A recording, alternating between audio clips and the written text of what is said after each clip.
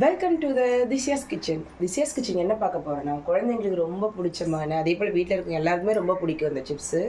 என்ன சிப்ஸுனால் மரவள்ளி கிழங்கு வச்சு தான் நம்ம சிப்ஸஸ் எப்படி செய்கிறதுன்னு பார்க்க போகிறோம். இந்த சிப்ஸு மோஸ்ட்டாக நம்ம வீட்டில் செய்யணும், நடுவில் வேகாது, முறுமுறுன்னு இருக்காது. அதனாலே மோஸ்ட்டாக நம்ம செய்ய மாட்டோம், கடையில் வாங்கி சாப்பிடுவோம். நான் இதில் இருக்க முக்கியமான டிப்ஸோடு இந்த மரவள்ளி கிழங்கு சிப்ஸ் எப்படி இருக்குதுன்னு சொல்லிட்டு உங்களுக்கு செஞ்சு கொடுக்க போகிறேன். பாருங்கள், நான் ஒரு சிப்ஸ் எடுத்து உடைச்சி காட்டுறேன். எவ்வளோ முறுமுறுன்னு உடையுது பாருங்கள். சத்தமே நல்லாயிருக்கும், டேஸ்ட்டும் சூப்பராக இருக்கும். வாங்க இந்த மரவள்ளி கிழங்கு சிப்ஸ் எப்படி செய்கிறதுன்னு வீடியோக்குள்ளே போய் பார்க்கலாம்.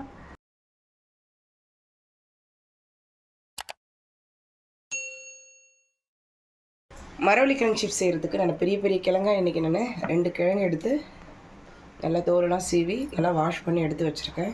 இது தண்ணி இல்லாத அளவுக்கு பார்த்துக்குங்க. இதை நம்ம லைட்டாக நல்லா துடைச்சி எடுத்துக்கலாம்.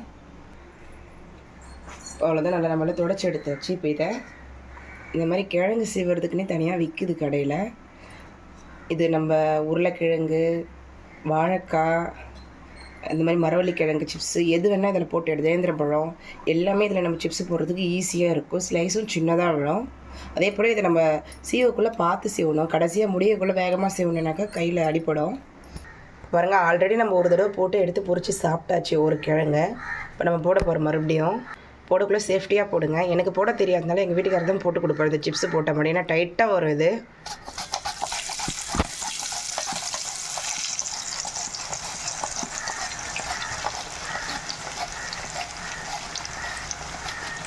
போதை விட்டுருங்க.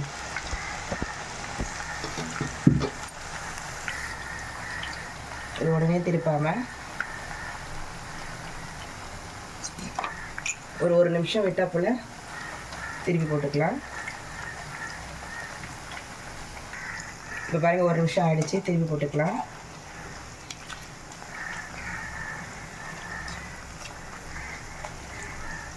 அடுப்பு ஹைலேயே இருக்கட்டும்.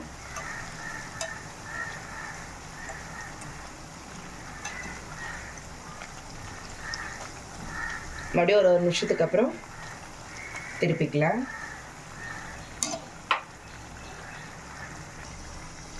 பாருங்க, ஒரு நிமிஷம் ஆயிடுச்சு.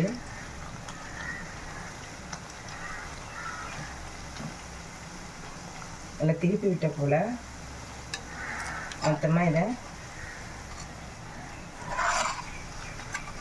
இதில் நம்ம எடுத்துக்கலாம். எடுத்துட்டு இது ஒரு நிமிஷம் இப்படியே இருக்கணும். எதுக்காக அந்த ஒரு நிமிஷம் இப்படி வைக்கிறேனாக்கா, திருப்பி நம்ம மறுபடியும் எண்ணெயில் போடக்குள்ள அந்த சிப்ஸு நல்லா முறுமுறுன்னு கடையில் வாங்கி சாப்பிட்ற மாதிரியே இருக்கும். இதுதான் இதில் மெயினான டிப்ஸு. கண்டிப்பாக இதை ட்ரை பண்ணுங்கள்.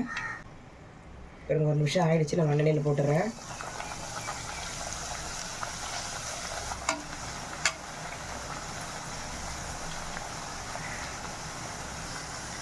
எண்ணெயில் போட்டு 2 தடவை திருப்பி போட்ட மாதிரி நம்ம எடுத்துட வேண்டியதான்.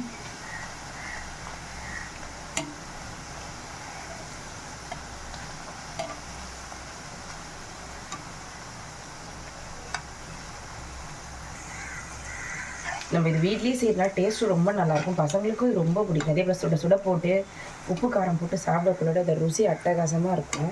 கடையில் நம்ம 30 ரூபா கொடுத்தாலும் கிடைக்கிது, 20 ரூபா கொடுத்தாலும் கிடைக்கிது. ஆனால் அவங்க எந்த எண்ணெயில் போட்டு செய்கிறாங்கன்றது தான் விஷயம். நம்ம இதை 30 ரூபா கொடுத்து கிழங்கு வாங்கினாக்கா 2-3 நாளைக்கு இதை வச்சு சாப்பிட்லாம். நம்ம இதை ரெடி பண்ணி ஒரு பாட்டில்லையோ இல்லை ஒரு டப்பாலையோ ஸ்டோர் பண்ணி வச்சுட்டுனாக்கா இது அப்படியே இருக்கும். டேஸ்ட்டு மாறாது, முறுமுறுப்பு தன்மையும் மாறாது இதில். அவ்வளோதான், ரெடி ஆகிடுச்சு. லைட்டாக கோல்டன் கலரில் வந்துடுச்சு. இதான் கரெக்டாக இருக்கும். இது நம்ம ஃபில்ட்ரு பண்ணி எண்ணெயெல்லாம் ஃபில்ட்ரு பண்ணி எடுத்துடலாம். கரண்டியாக இருக்கிறத விட இந்த மாதிரி இருந்தால் நம்ம ஒரே தடவை எல்லாத்தையும் எடுத்துடலாம். அவ்வளோதான், நம்மளோட மரவள்ளி கிழங்கு சிப்ஸு நல்லா சூப்பராக ரெடி ஆகிடுச்சு. இதே போல் மீதி இருக்கிற கிழங்கையும் நம்ம எல்லாத்தையும் போட்டு எடுத்துக்கலாம். அவ்வளோதான், நம்மளோட மரவள்ளி கிழங்கு சிப்ஸ் எல்லாத்தையும் பொறிச்சு எடுத்தாச்சு. இதில் இருக்கிற பாதி காலியாக போயிடுச்சு. நம்ம பாருங்கள், 2 கிழங்கு தான் எடுத்தோம். எவ்வளோ சிப்ஸ் வந்திருக்கு பாருங்கள். இதில் பாதி காலியாக எடுத்து சாப்பிட்டாங்க, பொறிக்க எடுத்து சாப்பிட்டுட்டாங்க. பாருங்கன்னா ஒரு சிப்ஸ் எடுத்து நொறுக்கி காட்டுறாங்க.